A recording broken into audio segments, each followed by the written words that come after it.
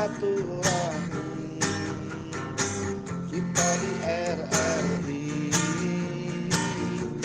Ayo dulur hati riang gembira ngobrol di sini bareng Wak Ola.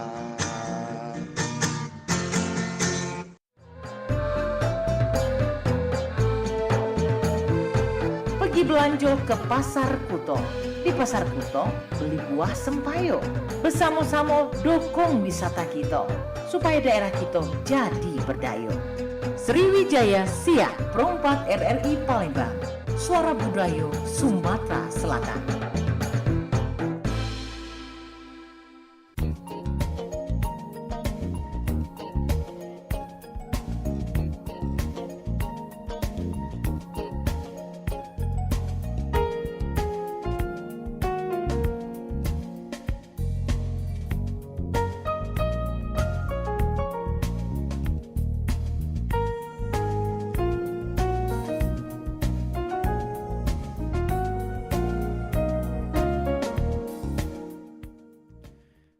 Ya, Assalamualaikum warahmatullahi wabarakatuh. Dulur pendengar di mana pun berada, sedang dasar di hati kulo Ahmad Jadiala pacak bersua kembali di kesempatan siang hari ini, dan tentunya dalam Sriwijaya siang menuju ke Sriwijaya sore nantinya.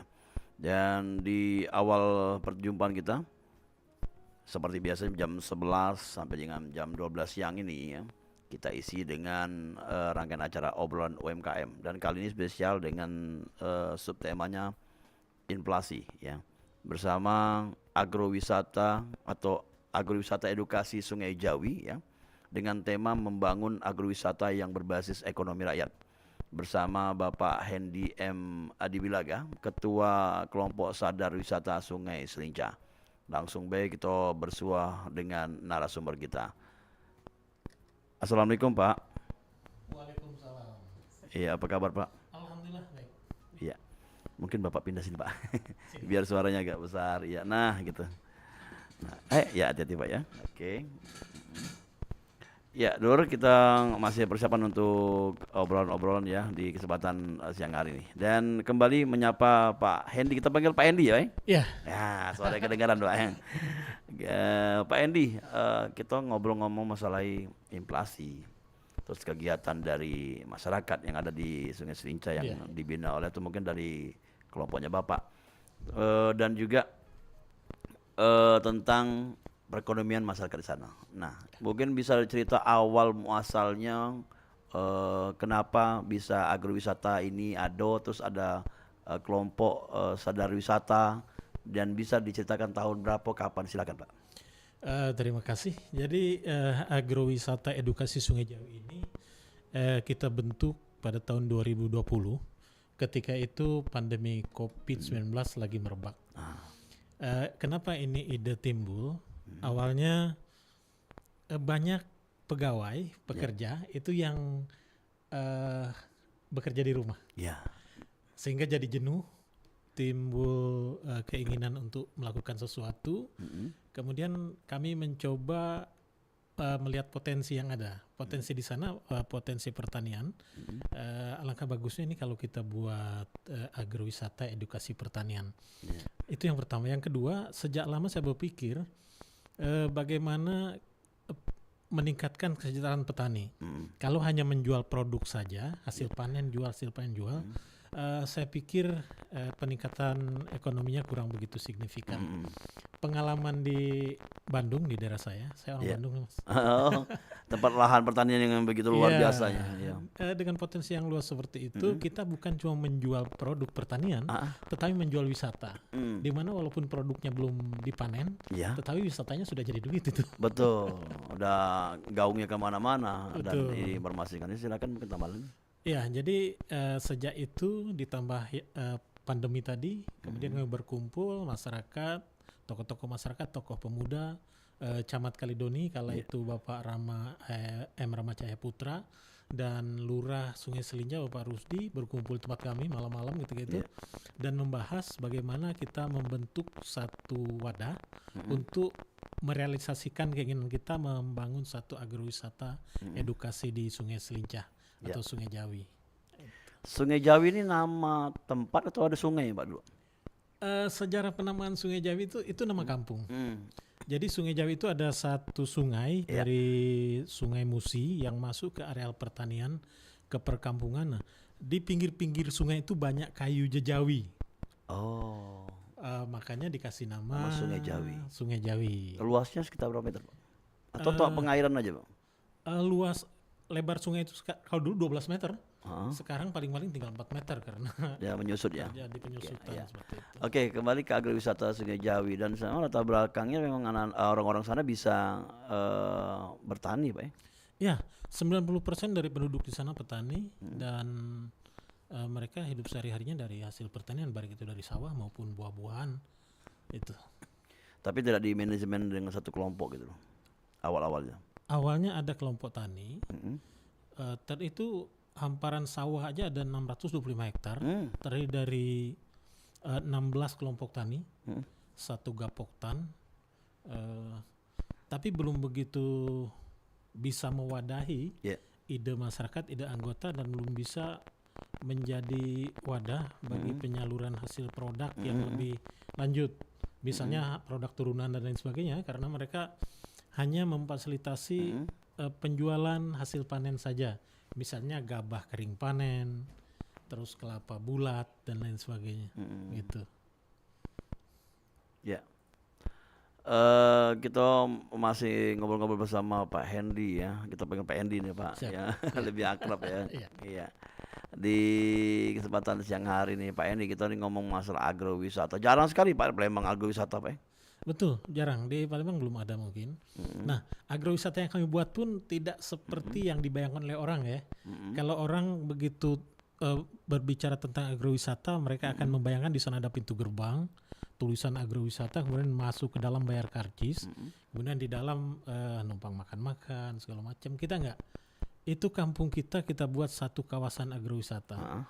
Di mana di dalamnya orang-orang yang datang bisa belajar tentang pertanian. Oh, edukasi tadi Edukasi. ya. Iya. Misalnya pingin belajar masalah tanam padi, ada kawasan sawahnya. Iya.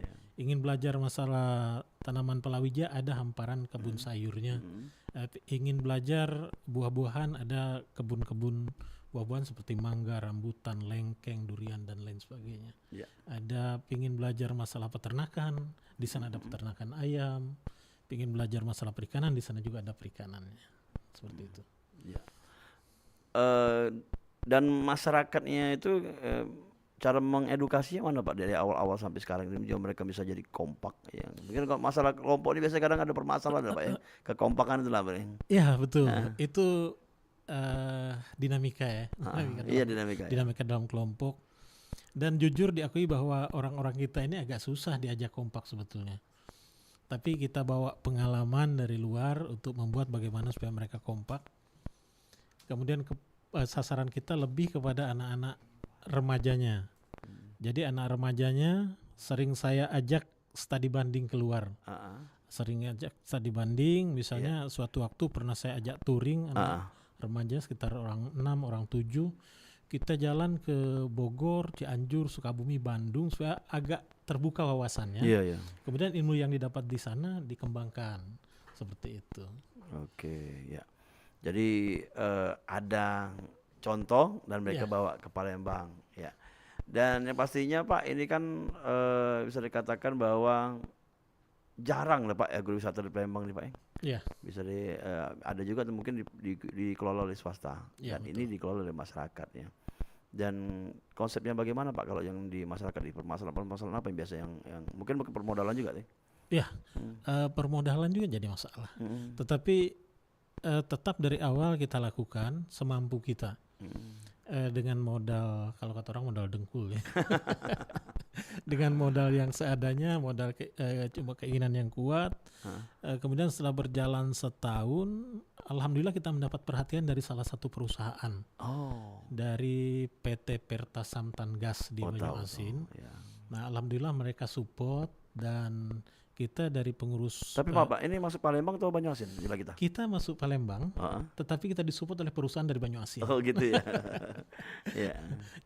Jadi alhamdulillah kami sudah buat MOU selama 5 tahun Untuk pembinaan atau pendanaan? Pengembangan agrowisata dengan support dana. Hmm. Misalnya penataan kawasan kita butuh tanaman, penambahan koleksi hewan dan lain sebagainya mereka support. Seperti itu. Ya. Oke, dulur pendengar yang pengen bergabung kami undang kembali di 0711351656 ya. Untuk yang pengen bertaken, bertanya, mungkin ada niatan untuk buat agrowisata juga yang seperti Pak Endi dan kawan-kawannya ya di kelompok Sadar Wisata ya, Pokdarwis ya. Dan line teleponnya di 0711351656 atau di WhatsApp kita di 089778848884 ya. Kalau dilihat dari foto atau kegiatan yang ada di media sosial juga di internet Pak ya, itu memang banyak sekali yang sudah dilakukan oleh kelompok Bapak ini. Iya. Dan apalagi sudah banyak yang datang melihat Iya, gitu. iya. Jadi kalau di sana itu ada paket-paketnya Pak kalau datang ke sana Pak? Iya, kita buat paket misalnya kunjungan untuk anak sekolah. Kita buat paket per 30 orang yang datang ke sana. Sampai ke sana dia bukan uang itu.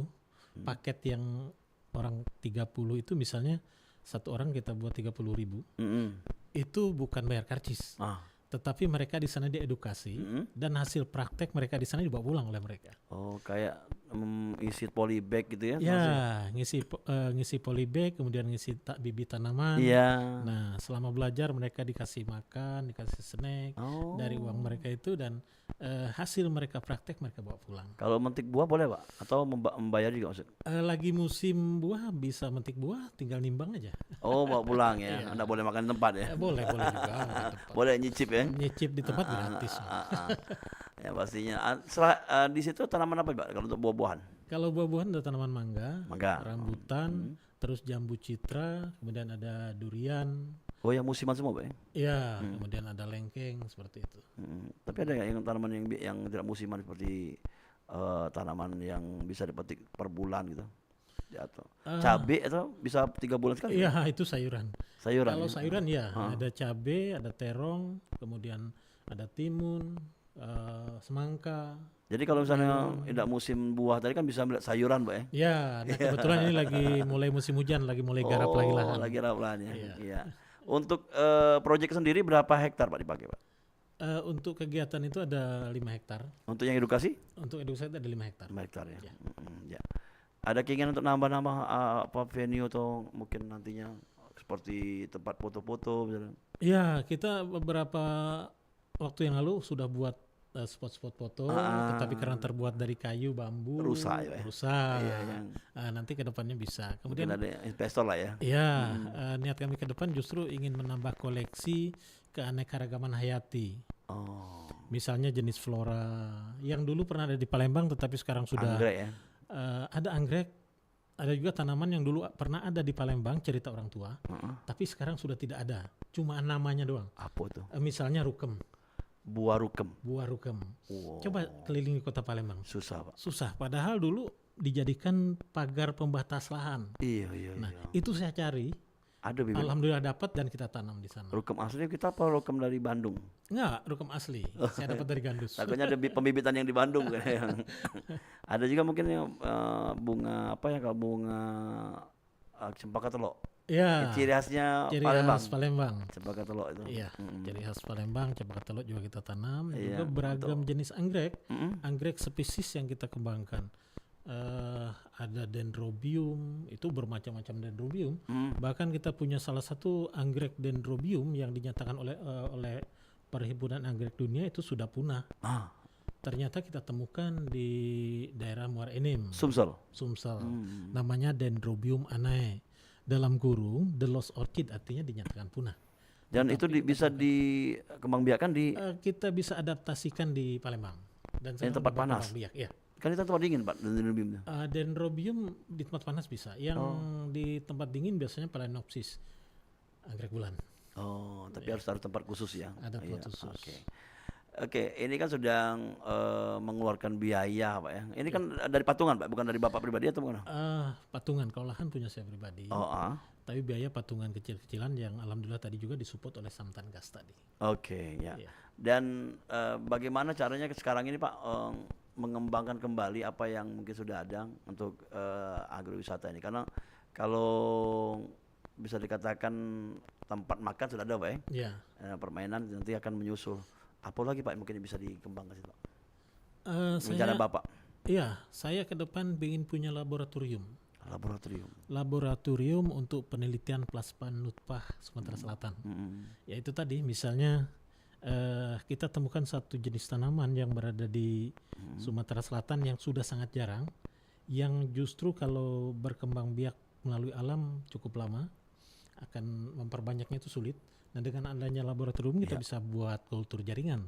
Bisa kerjasama dengan kampus-kampus yang ada di Sumsel, Pak? Iya, alhamdulillah juga beberapa kampus sudah banyak yang pengabdian, penelitian dan KKN di tempat kita. Terakhir kemarin dari Universitas Sriwijaya, kemudian kita juga sudah buat MOU dengan Universitas Indo Global Mandiri.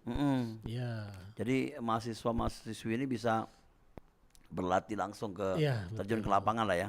Karena selama ini mereka mungkin di kampus yang terbatas dengan lahan dan di tempat Bapak bisa ini nambah wawasan mereka.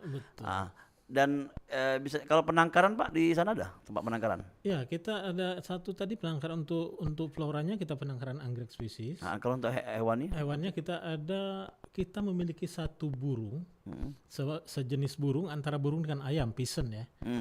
Itu yang punya bulu sangat indah, cantik. Ciri khas kita atau luar?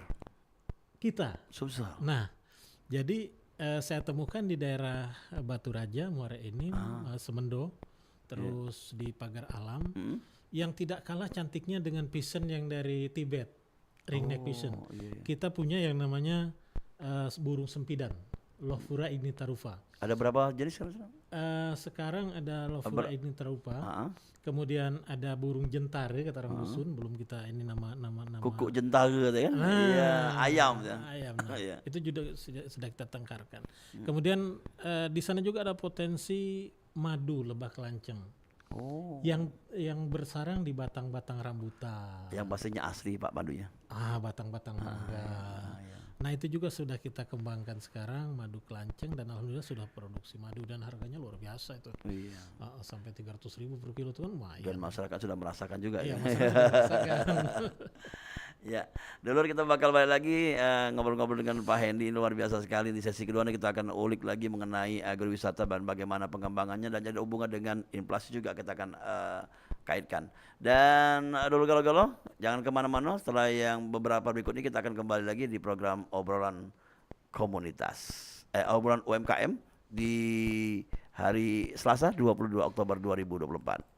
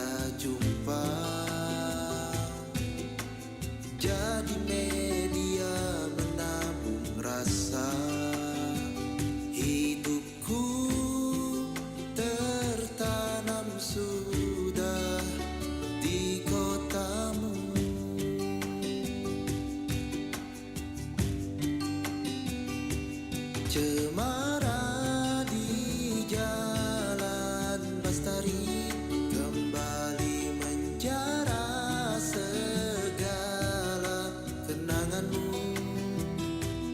Merinai riak sungai Musi mendekat melulu dermaga hatiku.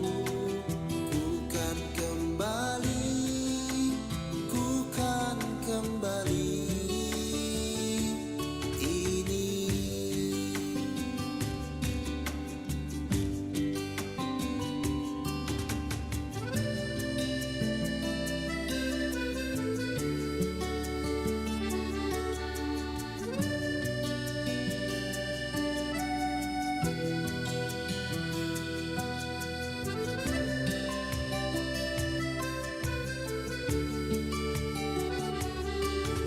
Setiap tempat penuh cerita, menguning gedung saksi bernada. Semua panganan yang kita jumpa jadi media menabung rasa. Hidupku tertanam sudah di kotamu.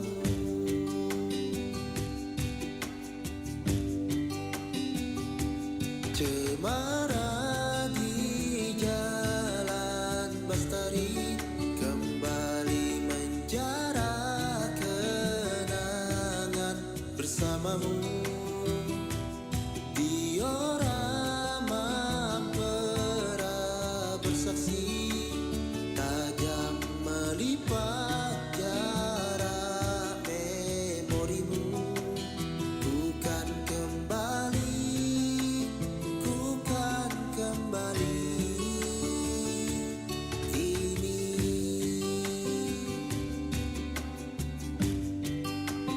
Ku kan kembali, ku kan kembali ini.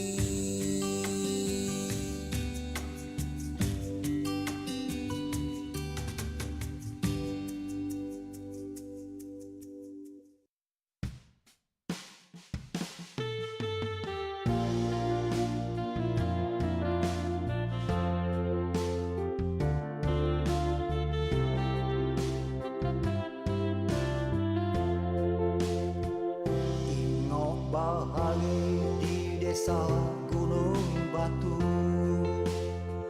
sejarah budaya kan tak terkikis zaman.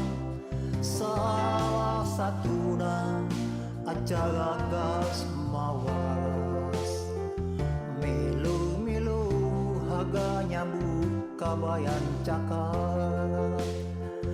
Muli maranai mulai surat-suratan, saling mau tako surat untuk kindangan. Acara gas mawas memang ragam nihan, sampai mak tiga harani kok dalu. Uat lagi saya mak pandai ti lupa, kisah ngalampu antara meuli marana. Marana ibu baban ngoin di mauli, lokok ti ingok lampu nasi taungki. Nanggap sakai si jako rimpa ngotas, bangi nihan jadi rajo sehari. Mojong dinggak sabu sambil nongikti, paganti hiburan baik-baik tengah ngotas kami.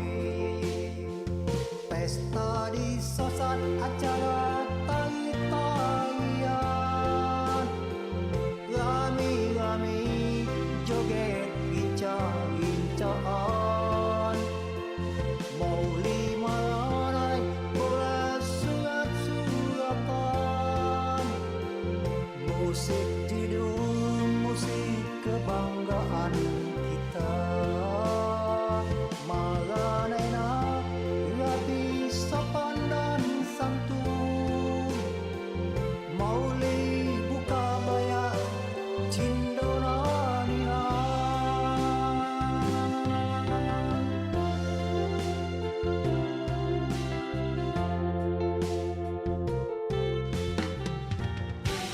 budak kecil main neka.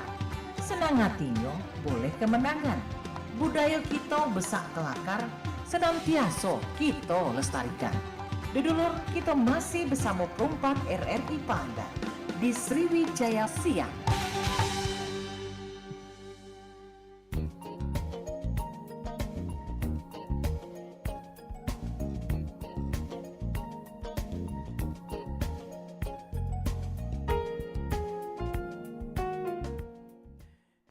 Ya, 88,4 Suara Budaya Sumatera Selatan dulu pendengar di mana pembado. Kita lanjut kembali di program 4 RRI Palembang dengan di kesempatan siang hari nih dengan obrolan UMKM ya. Dan obrolan UMKM dari Agrowisata Edukasi Sungai Jawi ya. Dengan tema membangun agrowisata yang berbasis ekonomi rakyat bersama Bapak Hendy M. Adiwilaga selaku Ketua Kelompok Sadar Wisata Sungai Selinca. Dan sudah ada di depan ini produk-produk yang Bapak bawa Pak ya. Mengenai produk-produk kita ada apa Pak? Mungkin tunjukkan di kamera karena kita disiarkan di YouTube ya. Ya. Yang ini kita punya madu lebah trigona, lebah tanpa sengat. Ini juga pemanfaatan potensi yang ada di sekitar kita, karena di sana banyak tanaman buah-buahan, tanaman bunga, tanaman sayur, banyak mengandung nektar. Kemudian ini juga tumbuh hidup secara liar di batang-batang pohon, di lubang-lubang batang pohon yang lapuk. Makanya ini kita budidayakan di sekitar rumah dan menghasilkan madu yang punya nilai ekonomis yang sangat tinggi, yang juga nanti ikut menunjang kesejahteraan bagi masyarakat di sekitar daerah agrowisata. Kemudian ada teh daun gaharu. Teh daun gaharu ini juga kayak manfaat. Orang tanam gaharu berpuluh-puluh tahun untuk mendapatkan uangnya dari galihnya. Nah, kita sebelum panen galihnya, daunnya kita manfaatkan menjadi teh. Ini sudah berupa teh celup ini. Nah, seperti ini. Tinggal dicelup dan bisa dinikmati. Kemudian ada teh bunga telang. Nah, seperti ini. Ini teh bunga telang ini sejenis tanaman merambat kacang-kacangan yang bisa tumbuh dan berkembang biak di sekitar halaman rumah, bisa tumbuh dengan subur dan kita manfaatkan bunganya untuk teh herbal dengan manfaat yang sangat luar biasa untuk kesehatan. Kemudian di sini ada minyak kelapa murni, virgin coconut oil, VCO. Yang kita manfaatkan ini kelapa yang sudah tidak bisa lagi dimanfaatkan santannya, diparut dan lain sebagainya, karena ini kelapa yang sudah setengah tumbuh, sudah ada anakan bakal tumbuh. Nah, ini kita manfaatkan, kita olah menjadi minyak murni kelapa tanpa dimasak. Ini bermanfaat untuk mengatasi bakteri dalam saluran pencernaan. Kemudian ini ada jahe, ekstrak jahe. Ini kita buat juga dari hasil budidaya di sekitar rumah. Jahenya kita tanam dalam polybag, kemudian tanam di pekarangan. Ini kita campur dengan beberapa jenis rempah seperti serai, kemudian cengkeh, kayu manis, dan ada cabai Jawa. Kemudian kita tambahkan satu herbal yang sangat bermanfaat yang di Indonesia masih langka. Apa tuh, Pak? Namanya Curcuma caesia, kunyit hitam dari India, yang sangat bermanfaat untuk kesehatan. Kemudian ada juga teh rosella. Teh rosella juga bisa kita tanam dalam pot di pekarangan rumah, bisa ditanam di belakang dapur, di teras-teras, dan ini juga bisa kita pasarkan. Kemudian bisa menghasilkan duit nih. Oke.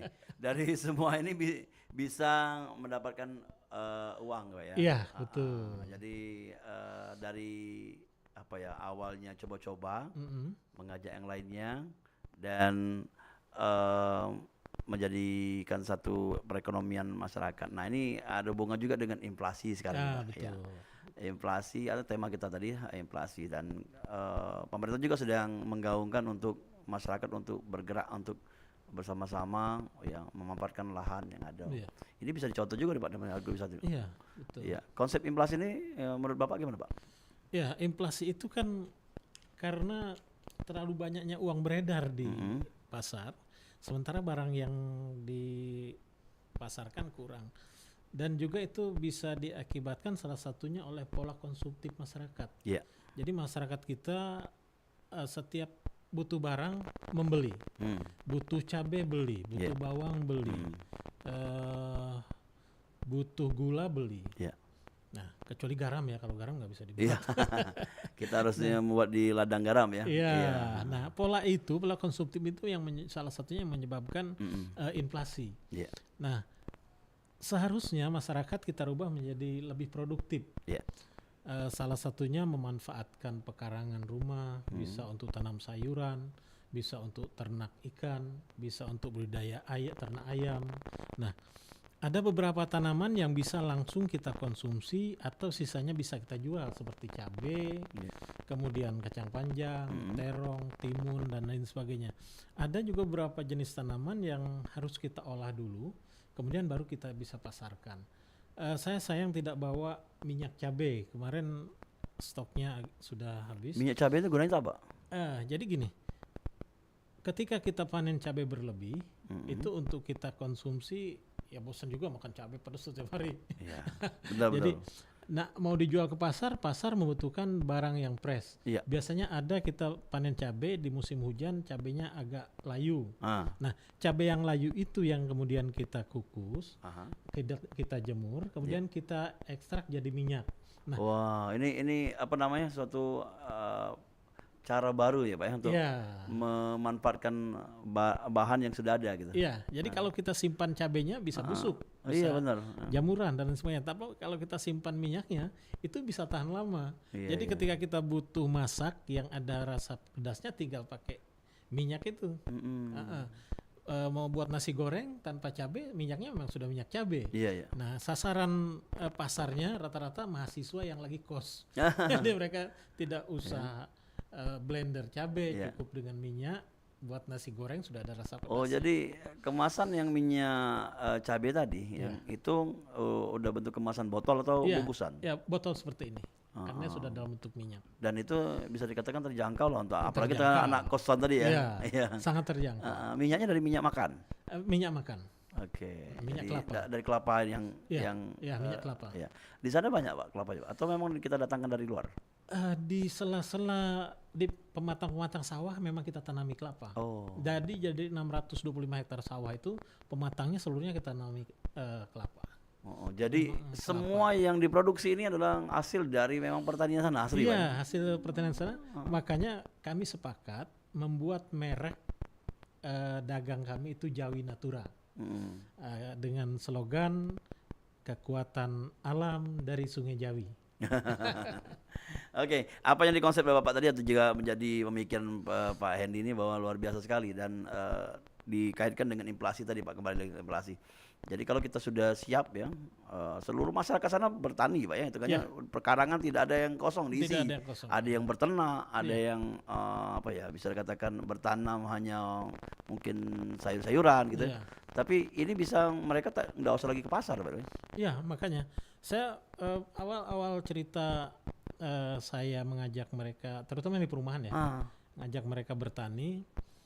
Saya kumpulkan ibu-ibu. Ketika pagi, ibu-ibu panggil tukang sayur tuh. Saya tanya, ibu panggil tukang sayur untuk apa? Ya beli sayur Pak. Bagaimana kalau 2 bulan ke depan kita balik Bu? Ibu panggil tukang sayur untuk menjual sayur. Oh mana bisa Pak? Kenapa nggak bisa? Kami nggak bisa bertani, saya ajari.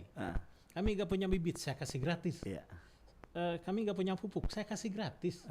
Pokoknya 1 putaran panen seluruhnya saya kasih gratis. Baru mau mereka coba dan akhirnya terbukti. Kalau dari 1 komplek rumah ada 50 rumah, masing-masing mereka menanam 10 pot polybag cabai, apakah termakan habis? Nggak bakal termakan. Jadi 10 pot per rumah kali 50. 1 petik per hari setengah ons.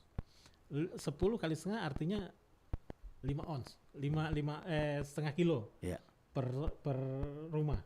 Kali 50 rumah. Apa habis termakan? Nah, akhirnya Pak Hendy cabai kami banyak. Panggil tukang sayur, jual. Bu." Iya, Nah, akhirnya terbukti Pak ya. akhirnya terbukti. Oke. Ada kemungkinan untuk memasukkan ke minimarket, supermarket Pak, atau toko-toko yang besar lah. Ada 2 binaan kita yang sudah masuk ke toko besar. Sudah, kan kita nggak harus ada ini ya penelitian atau mungkin ada Iya. standar lah ya. Iya, iya. Iya. Ada 2 binaan kita yang sudah masuk ke pasar swalayan besar, yang khusus hidroponik. Nah, Hidroponik sudah masuk ke makro ya, makro, terus hipermat sudah masuk, alhamdulillah. Dan kalau sekarang menurut catatan kebutuhan sayur hidroponik itu 800 kg per hari. Nah, kita baru bisa mensuplai kurang dari separohnya. Artinya kesempatan untuk berusaha hidroponik di halaman sangat luas untuk Kota Palembang karena kebutuhan memang masih banyak. oke benar. Iya. Yang kalau yang tanpa pupuk, jangan pakai pupuk alami ada Pak ya namanya. Iya. Apa namanya tanaman Pak? Organik. Organik. Nah, Iya. ini ada juga di sana Pak. Iya, justru dari awal dari tahun 2012 saya galakkan pertanian organik. Di mana mereka bertanam tanpa pupuk kimia. Ada yang menggunakan pungi yang menguntungkan, ada yang menggunakan mikroba. Kita lebih condong ke penggunaan mikroba Rhizobacteria dari akar bambu, kemudian kita kembangkan, kemudian kita aplikasikan pupuk tanaman seperti itu. Oke, ya. Dan ini penghujung program nih Pak. Ini kan sudah banyak nih, tapi bisa ngobrol banyak lagi Mas ya, dengan pesan-pesan atau apa bentuknya nanti. Ini kan bahkan bisa berkembang lagi Pak produk-produk yang dibuat Pak ya. Iya. Ini sudah berapa jumlah kalau yang ada terdata Kalau yang ada sekarang baru 15 produk. produknya? Iya. Dan itu sudah di BP POM Belum. atau ada izin-izin khusus? Ya, kita haki lagi urus, kemudian haba halal sedang diurus, kemudian BP POM belum kita masih panjang prosesnya. Iya. Tapi halal kemudian PRT sudah kita ini. Ya. Dan pastinya sudah ada yang mencoba dan ada khasiat lah ya. Ya, kita bahkan kemarin ada permintaan dari Jogja, dari Medan sudah kita kirim, terutama untuk ekstrak jahe karena memang sangat bermanfaat untuk menjaga stamina tubuh. Kemudian ada saya masukkan kurkuma caesia, itu manfaat utamanya untuk laki-laki. Ya. Apa ya? Stamina ya. Ya, Iya. stamina. Oke Pak, ini harapan ke depan untuk agrowisata ini. Selain Bapak tadi berharap ada investor, ada pendanaan kembali, mungkin ada harapan lainnya Pak di atas Pak. Ya, saya memiliki satu harapan besar bahwa negara agraris yang kata orang dulu, Ya. bahwa Indonesia ini negara agraris benar-benar kembali menjadi negara agraris dengan terbentuknya titik-titik edukasi bagi pertanian, sehingga anak milenial sekarang bisa mengenal pertanian melalui edukasi di agrowisata, bisa membangkitkan minat mereka untuk praktek, kemudian melakukan menjadi pelaku pertanian walaupun pertanian secara modern ya. Ya. Mereka tidak lagi mencangkul, tidak lagi harus turun ke lumpur, tapi seluruhnya menggunakan alat-alat modern. Minimal mereka bangga menjadi petani Nah. milenial. Iya. Tapi sudah ada Pak ya bibitnya di Sudah orang-orangnya ada. ya. Kelompok kita rata-rata tadi dari anak-anak remaja, dan mereka sudah bangga menjadi kelompok sadar wisata, bangga menjadi petani, dan mereka sekarang sedang studi banding ke Bangka, sedang jalan-jalan ke Bangka. Sedang Jadi pergi ke tadi Bangka. diajak untuk melihat langsung, Iya. ya bukan hanya di Bangka tapi di daerah-daerah lain juga gitu. Ya, Oke. jadi bahan perbandingan bagaimana kelebihan di daerah lain bisa kita kembangkan di daerah kita. Oke, ya. Untuk pesan dari masyarakat sendiri, ada hubungan inflasi nih Pak? Mengajak untuk bertani atau apa? Ya, untuk masyarakat baik di perkotaan maupun di pinggiran kota, saya mengajak memanfaatkan pekarangan sesempit apapun untuk hal yang produktif. Ya. Bisa tanam sayuran, bisa beternak ayam, bisa pelihara ikan dan sebagainya, sehingga kebutuhan sehari-hari tidak mutlak harus membeli ke pasar. Betul. Tetapi memanfaatkan pekarangan untuk kebutuhan kita sendiri. Kalau perlu berlebih bisa kita jual dan kita bisa dapat uang. Ih, keren ya. Terima kasih Pak Endi sudah ngobrol-ngobrol ya. Sebenarnya kita Siap. pengen lebih banyak lagi menggali dari apa yang sudah dilakukan oleh Pak Endi. Dan nanti mungkin insya Allah mudah-mudahan bisa ketemu lagi. Dan pengen kalau tahu ada petaninya atau anak-anak milenial yang tadi diajak kapan-kapan ngobrol di Ya, sini. bisa. Iya. Makasih Pak Hendi, sampai ketemu dalam Iya, kesempatan ya. sama-sama. Yo, assalamualaikum. Waalaikumsalam warahmatullahi wabarakatuh. Ya, dulur pendengar, sudah kita ikuti obrolan bersama Pak Hendi ya. Lebih akrabnya kita panggil Pak Hendi. Beliau ini adalah ketua kelompok sadar wisata Sungai Selinca. Nah, nama lengkapnya Pak Hendi M. Adi Wilaga. Dan beliau juga sudah mengolah agrowisata yang ada di wilayahnya dengan nama Agrowisata Edukasi Sungai Jawi. Dan tema kita pastian ya, membangun agrowisata yang berbasis ekonomi rakyat ya.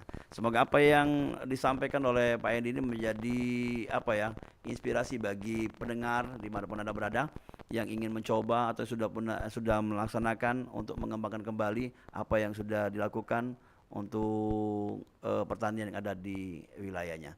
Sampai ketemu di lain kesempatan tentunya di obrolan UMKM lainnya di Perempat di Palembang. Assalamualaikum warahmatullahi wabarakatuh.